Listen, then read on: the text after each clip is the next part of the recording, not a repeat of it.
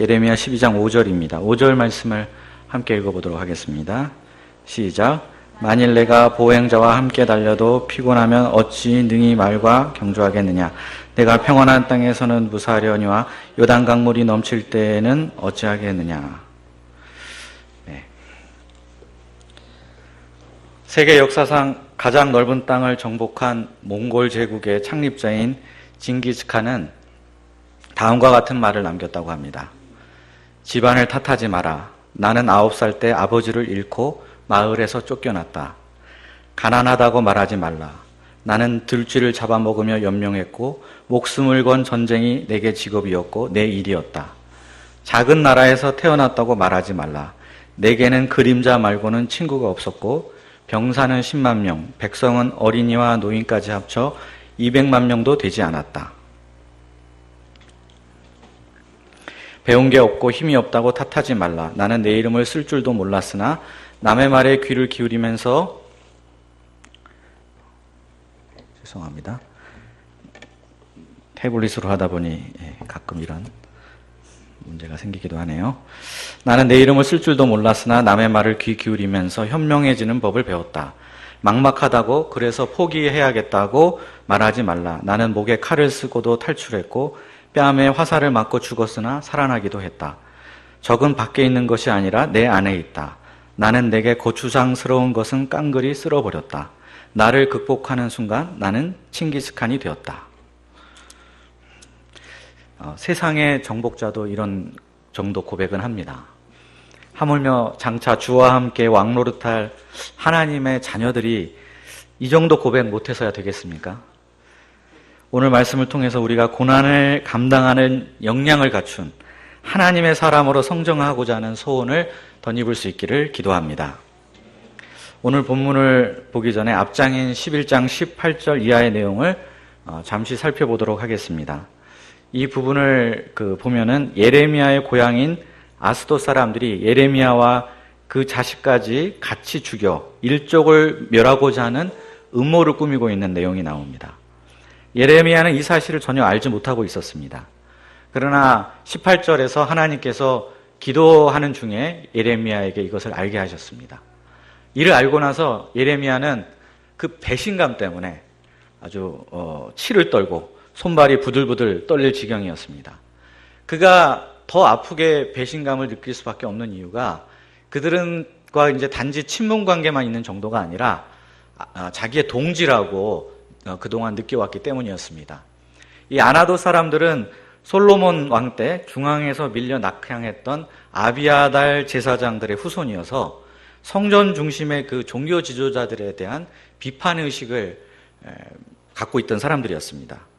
그들과 비슷한 입장에 서 있던 예레미야를 누구보다도 깊이 이해하고 동지가 되어줄 수 있는 사람들이었습니다. 그런데 그런 사람들이 이제 자기 등 뒤에서 칼을 꽂으려고 하니까 예레미야는 정말 어처구니가 없고 황당하고 마음이 괴로울 수밖에 없었습니다.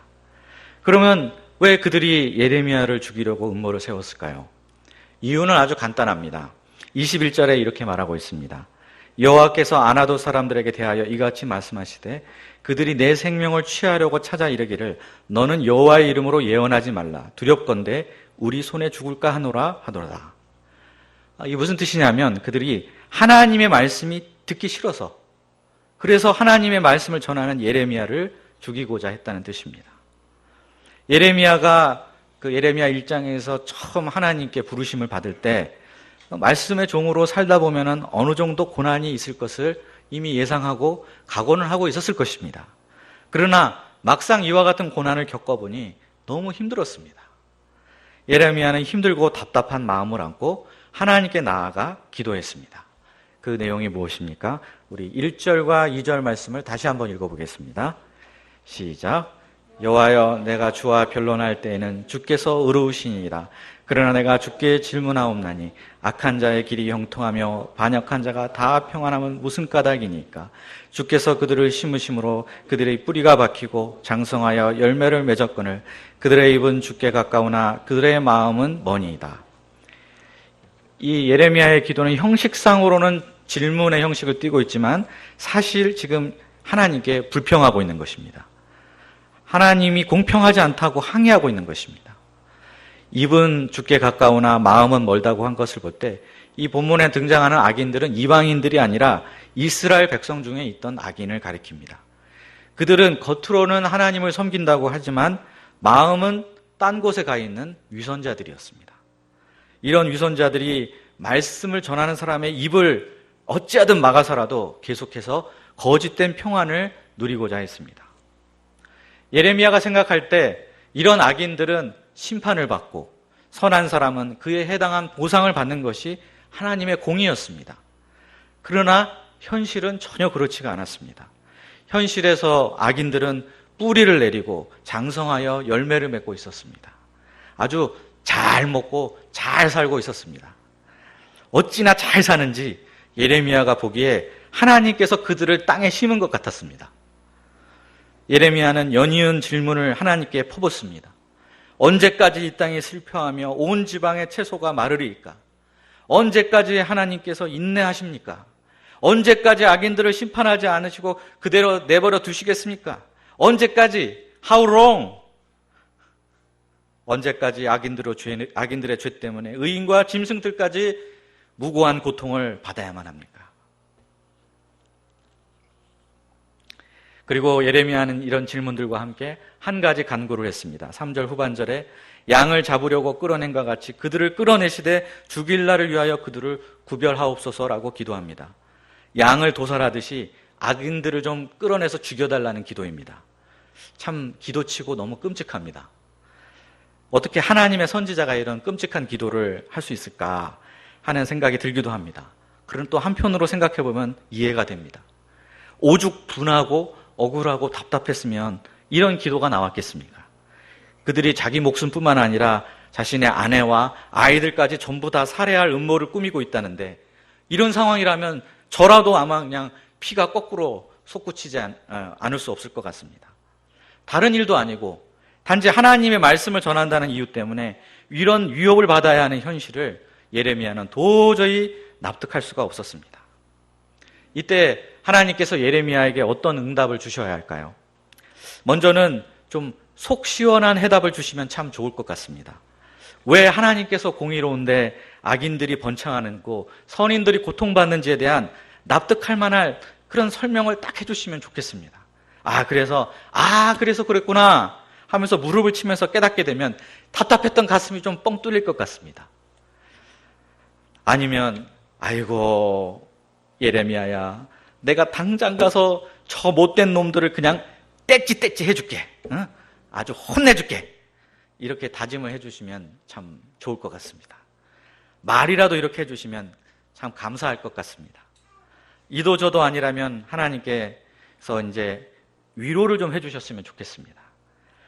네 맘 안다. 그동안 얼마나 힘들었니? 지금도 힘들지? 이리 오렴. 내가 한번 안아줄게. 나의 소중한 예레미야야, 사랑한다. 이렇게 해주시면 좋지 않겠습니까? 그런데 예레미야에 대한 하나님의 응답이 어떠합니까? 5절을 보십시오. 우리 5절 말씀, 요절 말씀을 다시 한번 읽어보겠습니다. 시작. 만일 내가 보행자와 함께 달려도 피곤하면 어찌 능히 말과 경주하겠느냐? 내가 평안한 땅에서는 무사하려니와 요단 강물이 넘칠 때에는 어찌하겠느냐? 이게 무슨 뜻일까요? 듣자마자 탁 이렇게 감이 오십니까? 좀 어려우시죠? 그래서 제가 이 구절의 이해를 돕기 위해 메시지 성경의 번역을 읽어드리겠습니다. 예레미야야, 내가 사람들과의 경주에서도 이렇게 피곤해하면 앞으로 말들과는 어떻게 경주하겠느냐? 평온한 시절에서 정신을 가누지 못한다면 앞으로 고난이 홍수의 때의 요단강처럼 물밀들 닥쳐올 때는 어떻게 하려느냐? 이제 좀 감이 오시지 않습니까? 네, 하나님께서는 예레미야가 현재 겪고 있는 어려움은 사람들과의 경주에, 그리고 이후에 당할 어려움은 말과 경주하는 것으로 비유하십니다. 여기서 사람들과의 경주란 고향 사람, 아나돗 사람들의 살해 위협을 뜻합니다. 그리고 말은 장차 유다를 침략해 예루살렘을 초토화시키고 사람들을 포로로 끌고 가게 될 바벨론을 가리킵니다. 또한 하나님께서는 앞으로의 고난이 요단강물이 넘칠 때처럼 몰려올 때 그 시기를 생각하면 현재 시기는 그냥 평안한 시기다. 이렇게 불릴만 하다고 말씀하고 계신 것입니다. 이게 하나님의 답변입니다. 하나님은 예레미야의 그 궁금한 부분에 대해서는 어떠한 대답도 구체적으로 하지 않으셨습니다. 예레미야뿐만 아니라 하박국 선지자도 물었고 시편 기자도 물었던 그 질문에 대해서 하나님은 한 번도 속 시원한 대답을 해주신 적이 없습니다. 또 이제는 고생 끝 행복 시작이다. 이런 희망찬 말씀도 하지 않으셨습니다. 오히려 지금부터가 고생의 시작이니라. 이 말씀을 하셨습니다. 예레미야를 위로하거나 보듬어 주시는 말씀 역시 한마디도 하지 않으셨습니다. 대신 이것도 못 감당하면 앞으로 당할 어려움은 어떻게 감당하려고 하느냐 하면서 책망하셨습니다. 지금 이 정도로 어렵다고 힘들다고 투덜거리면 이후에는 어떻게 하려고 하느냐 하면서 오히려 예레미야에게 반문을 하셨습니다. 이 하나님의 대답이 어떻게 들리십니까? 어찌 보면 동문서답 같기도 하고 또 어떻게 보면 야, 참 하나님 정말 매정하시네 이런 느낌이 들기도 합니다. 꼭 훈련소 조교의 말 같은 그런 인상이 듭니다. 조교는 훈련병들에게 가끔 한마디씩 물어봅니다. 힘듭니까? 그럼 여기서 네, 힘듭니다. 이러면 큰일 납니다. 네, 무조건 힘들지 않습니다. 이렇게 대답해야 됩니다. 힘들어서 신음소리를 내는 훈련병들에게 조교가 입버릇처럼 하는 말이 있습니다. 이번 코스는 여러분들이 다음에 받을 훈련 코스에 비해 전혀 힘들지 않습니다. 그러니까 힘들다는 소리 하지 않습니다. 알겠습니까? 이때 뭐라고 해야 되겠습니까? 네, 알겠습니다. 큰 소리로 대답해야지. 아니요, 힘듭니다. 이랬다간 더 힘들어집니다. 우리에게는 이 훈련소 조교 같은 하나님은 별로 반갑지가 않습니다. 훈련, 사명, 제자, 고난, 십자가, 자기 부인 이런 말들은 우리 마음을 불편케 합니다. 이런 메시지를 전하는 교회는 인기가 별로 없습니다. 사람들은 달달한 하나님을 원합니다. 생크림 위에 시럽을 뿌린 듯한 하나님을 원합니다. 일주일 동안 지지고 볶고 참 힘든 세상살이에 지쳐서 예배에 오면 내가 너를 사랑한단다. 너는 내게 특별하고 소중한 사람이란다. 이렇게 입안에서 살살 녹는 생크림 케이크 같은 메시지를 듣고 싶습니다. 그러나 계속 단 것만 먹으면 우리 몸이 망가지듯이 이런 달콤한 메시지만 받아먹은 성도는 영적 건강을 잃어버리게 됩니다. 아무 변화도 없고 성장도 없습니다. 다니엘 킴 선교사라는 한 분이 이런 얘기를 하신 적이 있습니다. 오늘날 그리스도인들에게 생긴 안 좋은 버릇이 있다. 세상에서 자기가 제일 불쌍한 사람인 줄 아는 버릇이다. 그래서 회개할 때에도 죄를 지은 내 모습이 불쌍해서 울지 주님의 마음을 아프게 한 것이 슬퍼서 우는 법이 별로 없다. 하나님, 제가 연약해서 이럴 수밖에 없었어요. 그러니 저를 불쌍히 여겨주세요. 이런 말을 하기에 바쁘다. 그래서 신앙생활한 지 10년, 20년이 지나도 아무리 회개를 날마다 해도 삶은 바뀌지 않는다. 맞는 말 아닙니까? 힘듭니다. 어렵습니다. 지쳤습니다. 우리가 이런 말들을 지금 너무 쉽게 하고 있지 않습니까? 지금이 내 인생의 최고로 힘든 때라고 생각하고 있는 나에게 하나님께서는 이렇게 말씀하실지 모릅니다. 내가 사람들과의 경주에도 이렇게 피곤해하면 앞으로 말들과는 어떻게 경주하겠느냐? 평온한 시절에도 정신을 못 가누면 앞으로 고난이 홍수처럼 밀려올 때는 도대체 어떻게 하려고 하느냐? 앞에서 제가 훈련소 조교 이야기를 했습니다. 저는 28사단 신병교육대를 나왔는데 퇴소식 하는 날 저희 중대를 담당했던 조교와 헤어지는 순간에 눈물을 흘렸습니다. 너무 아쉽고 고마웠기 때문이었습니다. 이해가 안 가시죠? 저도 처음에는 그 조교가 너무나 원망스럽고 밉고 때로는 매정하게 보였습니다. 뒤에서 불평을 많이 했습니다. 그러나 훈련 과정을 통해서 그때까지 가졌던 내 한계는 여기까지야. 그 이상은 난 못해. 라고 제 스스로 규정지었던 것이 하나씩 허물어지면서 그 새로운 세계를 경험을 하게 되면서 이런 생각들이 조금씩 바뀌게 되었습니다. 조교가 만약 제 궁둥이를 퍽퍽 치면서 힘들지? 힘드니까 그만해. 막사 들어가서 쉬어. 그렇게 말했다면 결코 제가 해낼 수 없었던 일들을 하나씩 어느새 해내고 있는 자신을 발견하면서 참 놀랍고 신기했습니다. 아, 내가 드디어 군인이 되어가고 있구나 하는 것을 느낄 수 있었습니다. 조교는 제게 위로와 동정을 주지는 않았지만 나를 성장시키고 변화시킨 사람이라는 점에서 크게 감사하지 않을 수 없었습니다. 하나님의 관심도 역시 우리가 변화하고 성장하는 데 있습니다. 훈련소 조교가 어떤 상황 속에서도 살아남을 수 있는 군인이 되도록 훈련하듯이 하나님께서는 우리가 어떤 고난이라도 능히 감당할 수 있는 하나님의 사람으로 변화되기를 원하십니다.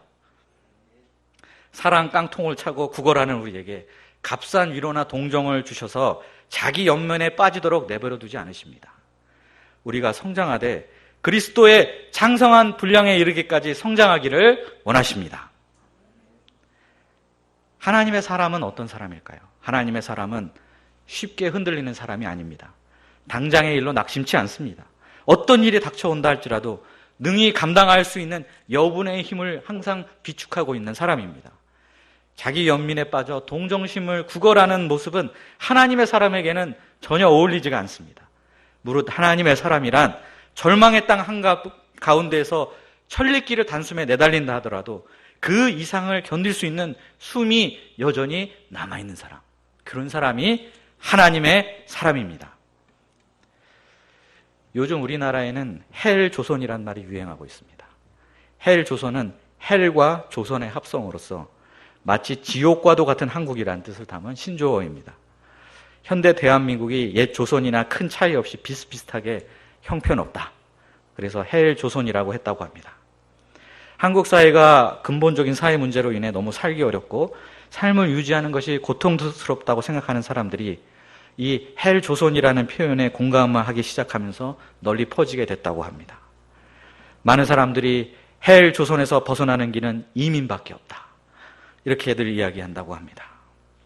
그러나 저는 어떤 부분에서는 참 공감을 하면서도 이것도 한편으로는 너무 엄살을 떨고 있는 거 아닐까 하는 생각이 듭니다. 이런 표현들이 우리가 너무 쉽게 현실에 절망하고 자포자기하게 만드는 것이 아닌가 하는 우려가 듭니다. 오늘 말씀의 표현에 따르면 지금은 사람과 경주할 뿐인데 여기가 헬조선이다 이렇게 말하고 있는 것이 아닐까 합니다. 나중에 우리나라가 말과 함께 경주하는 더 힘든 상황이 되면 어떻게 하겠습니까? 그날이 오면은 2015년 그때가 천국이었지, 응답하라 2015 이런 드라마가 만들어질지도 모릅니다. 그러면 그런 때가 오면 헬조선이 아니면 뭐 헬조선 헬조선 이렇게 해야 되겠습니까? 한국 교회 상황이 어렵다, 캠퍼스 선교가 힘들다 하는 이야기들을 참 많이들 합니다. 하지만 지금이 최악이 아닐지도 모릅니다.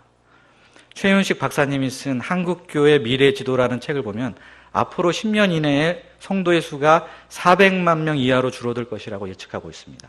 한때 1200만 했는데 3분의 1로 이제 줄어든다는 뜻입니다. 제가 이분의 강연을 직접 가서 들은 적이 있는데 책에는 얘기 안 했지만 이것도 매우 낙관적으로 본 수치라고 했습니다. 너무 있는 그대로 얘기하면 사람들이 충격받을까봐 조금 포장을 한 숫자라는 이야기입니다.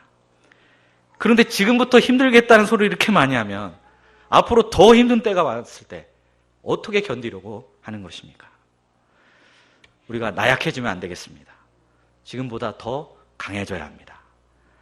우리는 공동체적으로나 개인적으로나 앞으로 현재보다 더 혹독한 고난의 시기를 겪어야 할지도 모릅니다. 그러나 염려할 필요 없습니다. 왜냐하면 우리는 내게 능력 주시는 자 안에서 모든 것을 할 수 있기 때문입니다. 우리가 하나님 나라를 위해서 어떤 고통과 아픔이 와도 견딜 역량을 갖춘 하나님의 사람들, 말과 함께 경주하더라도 숨이 차지 않을 그런 사람들이 될 수 있기를 기도합니다. 함께 이렇게 고백해 보겠습니다. 이런 거 이제 유치원에서 하는 것 같아서 좀 유치하기도 하지만 한번 저를 따라해 주시기 바랍니다. 하나님, 힘들다는 말은 그만하겠습니다. 주님 오실 때까지 끝까지 견뎌내겠습니다. 아멘입니까? 네, 기도하겠습니다. 살아계신 아버지 하나님, 우리가 너무 자기 연민에 빠져서 자기의 연약함만을 주장하고 있는 것은 아닌지 모르겠습니다. 지금은 사람과 경주하는 오히려 평안한 시기인데도 불구하고 엄살을 부리고 있는 것이 아닌지 모르겠습니다. 주님, 말과 함께 경주하더라도 지치지 않을 역량을 가진 강한 하나님의 사람으로 저희를 변화시켜 주시옵소서. 그런 그리스도의 정병과 용사가 되어서 어떠한 힘든 시기에도 하나님 나라 역사를 섬기는 용사가 되게 하여 주시기를 간절히 소원합니다. 예수님의 이름으로 기도합니다.